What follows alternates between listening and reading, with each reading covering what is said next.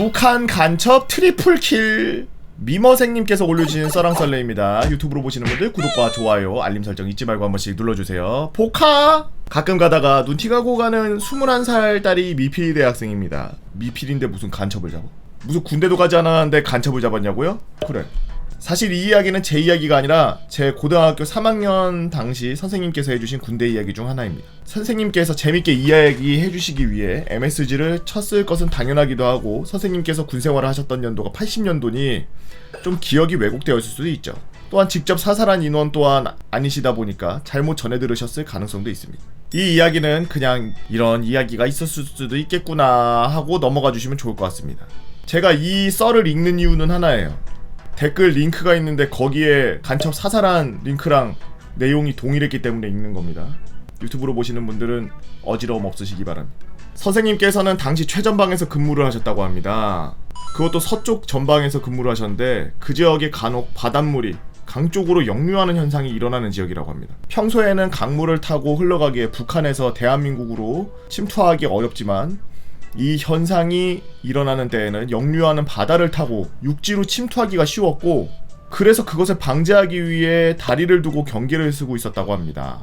그냥 대강 이런 식으로 강이 북한과 대한민국 두 곳에 모두 걸쳐져 있어서 침투가 용이했다고 합니다. 평소에는 오른쪽에서 왼쪽으로 흐르지만 간혹 왼쪽에서 오른쪽으로 흐르는 경우가 있다고 생각하시면 편할 것 같습니다. 잠시 간첩들의 시점으로 넘어갑니다. 북한에서 혹독한 훈련을 받고 지령을 받은 간첩 3인조는 몸을 불살라보고자 하는 의지를 불태우며 역류를 타고 침투를 감행합니다.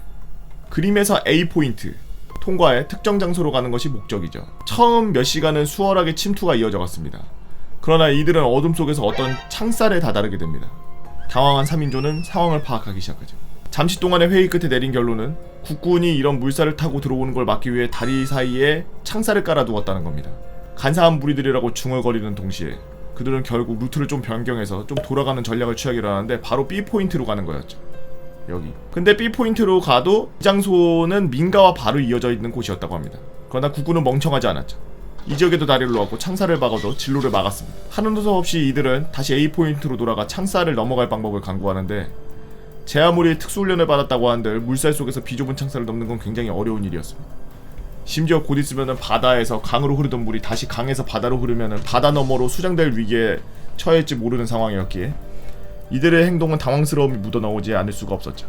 그렇게 급하게 창살을 넘던 이들 위로 뭔가 돌멩이 같은 것이 툭 떨어집니다. 다시 국군 시점입니다. 한 이등병과 병장이 있었습니다. 이들은 모두 국방의 의무를 위해 군대로 끌려오게 된 지극한 평범한 청년들이었죠. 이걸 이야기해주신 분이 국어 선생님이었나 보다. 이렇게 얘기해준 거를 그대로 기억하고 있다가 썰을 푸는 것 같은데, 군대라는 사회에서 슬슬 적응하기 시작한 이등병은 눈앞에 보이는 곳에 북한이라는 사실이 신기하며 따분하디 따분한 경기 근무를 서고 있었습니다. 여름 새벽에 공기를 마시면서 말이죠. 그리고 병장은 이등병에게 근무를 맡기고 잠시 잠을 청했습니다. 군대에 들어온 지 얼마 되지 않은 이등병에게 따분한 경계인데 근 3년 동안 똑같은 장소에서 근무한 병장에게는 이 시간이 얼마나 따분했겠습니까? 시간이 얼마 흘렀을까? 이등병에게도 졸음의 시간이 왔습니다. 졸다 걸리면 나는 죽는다라는 생각에 정신을 차리려고 노력했지만 아무리 그래도 잠을 이기기는 무리였습니다. 머리가 계속 아래로 갔던 겁니다.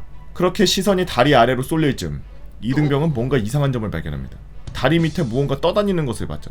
잘못 봤나? 하면서 자세히 들여본 이등병은 경악을 금치 못합니다. 사람 3명이 창살을 넘으려 하고 있었죠. 이곳은 군사지역이라 민간인이 출입할 수가 없을 텐데 라는 생각이 스쳐 지나가는 순간 두음절이 단어가 생각납니다.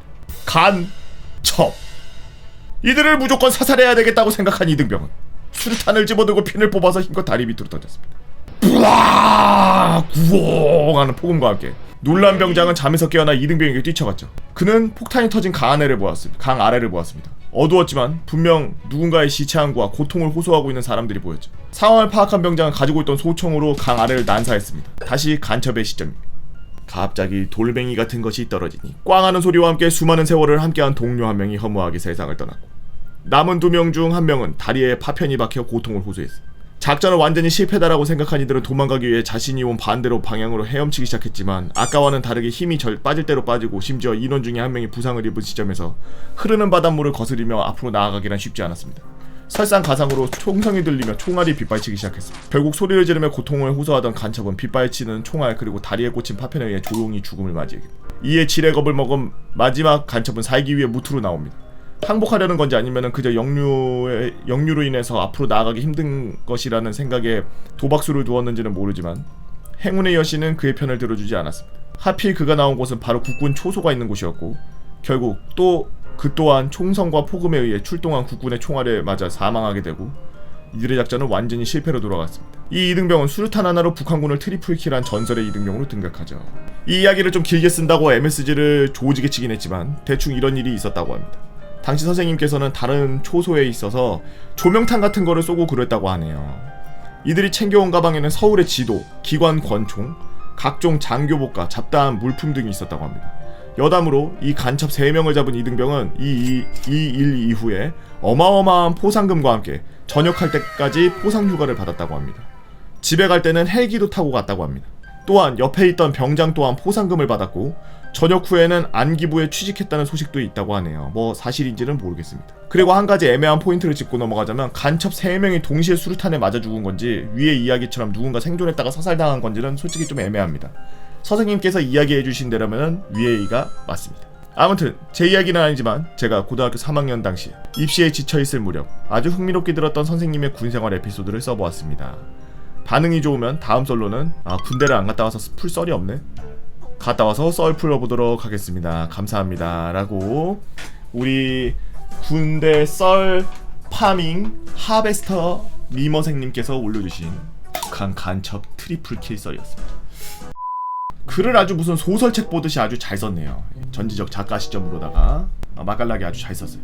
제가 웬만하면은 이렇게 남의 이야기로 쓴 글 같은 거는 안 읽거든요. 본인 이야기로 돼 있는 일들을 많이 읽고 그게 비단 조금 구라가 섞여 있는 것 같다, 좀 주작이 있는 것 같은데 라는 생각이 조금 들더라도 군대에서 이럴 수 있을 수도 있지 라는 생각이 들면은 읽는 편이에요.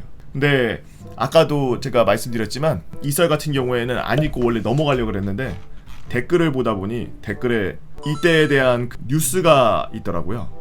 83년도 6월 20일 날 써져 있는 뉴스가 있더라고요. 그래서 그걸 보고 이거는 진탱썰이구나 싶어서 읽게 되었습니다. 요즘에는 간첩들이 뭐 어떻게 넘어오려나. 옛날에는 저렇게 강 타고 많이 넘어왔다 그러는데 사람들이 막 그래. 요즘에 간첩이 어딨어요? 없겠니? 저 당시에 이등병이었던 분 지금 안보교육 강사로 활동하신다고? 저분 이름으로 일단 초소도 있어요?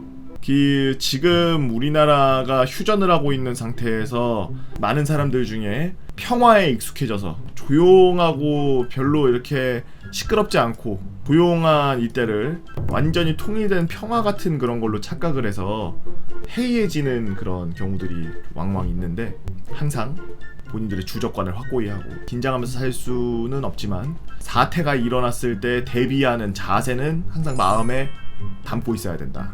사실 예비군 훈련이나 뭐 민방위 훈련이나 이런 걸 하는 이유가 우리나라가 아직은 전쟁하고 있는 나라니까 항상 대비를 하고 있으세요 라고 하면서 1년에 한 번씩 리플레시 시키는 역할이 크다고 생각해요. 전 실제로 불러서 훈련을 하는 것보단 불러서 우리나라가 이렇게 아직도 전쟁 중이어서 너네가 전쟁이 일어나면 바로 뛰어야 되는 그런 인력들이니까 까먹지 말고 항상 상기하고 있어라라는 식의 그 정신적 한번 리플레시지.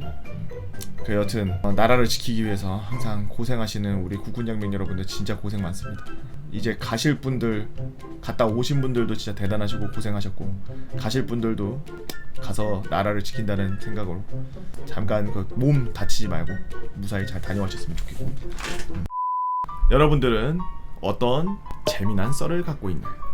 군대를 안 갔다 와서 썰을 못 풀겠다라고 미머생님께서는 그러셨지만 사실 군대 썰이 아니더라도 재밌는 일반 썰들은 유튜브에 올릴 수가 있습니다. 여러분들의 재밌는 일상생활 썰도 괜찮으니까 일상생활 썰이나 아니면 군대 썰 많은 업로드 부탁드립니다. 네이버 카페에서 개보고 팬 다 모여라 개팬다로 오셔서 썰랑썰레 게시판에다가 글 남겨주시면 유튜브로 이렇게 작업해서 업로드해드리도록 하겠습니다. 유튜브로 보시는 분들 구독과 좋아요 알림 설정 잊지 말고 눌러주세요.